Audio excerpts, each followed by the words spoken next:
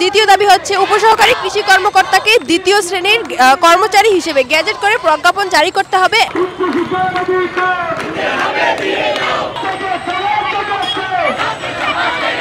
স্বতন্ত্র পাবলিক বিশ্ববিদ্যালয়ে উচ্চশিক্ষার জন্য সুযোগ দিতে হবে।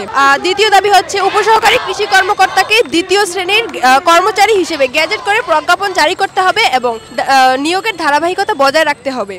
আমাদের তৃতীয় দাবি কৃষি ডিপ্লোমা শিক্ষার মান উন্নয়নের জন্য শিক্ষক সংকট দূর করতে হবে। 4 নম্বর দাবি হচ্ছে কৃষি ডিপ্লোমা শিক্ষাকে ডিএই এর অধীনস্থ থেকে বের করে সম্পূর্ণভাবে কৃষি মন্ত্রণালয়ের আলাদা প্রতিষ্ঠান করতে হবে।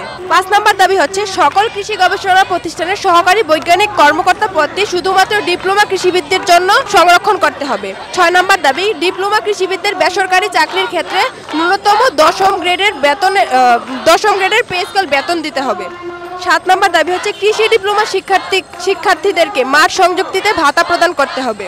8 নম্বর দাবি হচ্ছে উপসহকারী কৃষি কর্মকর্তাদের চাকরিতে প্রবেশের পর 6 মাসের ফাউন্ডেশন ট্রেনিং এর ব্যবস্থা করতে হবে।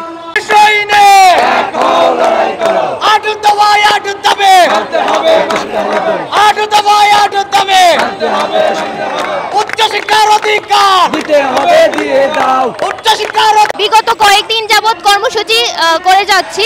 আমাদের ক্লাস পরীক্ষা আমরা বর্জন করে এই কর্মসূচিতে অংশগ্রহণ করছি। আমাদের শিক্ষকেরা আমাদের বিরুদ্ধে অভিযান চালাচ্ছেন, কিন্তু আমরা তাদের অভিযান না মেনে আমরা আমাদের কর্মসূচি চালিয়ে যাব ইনশাআল্লাহ। আমাদের দাবি আদায় না হওয়া পর্যন্ত আমরা রাজপথ ছাড়বো না ইনশাআল্লাহ।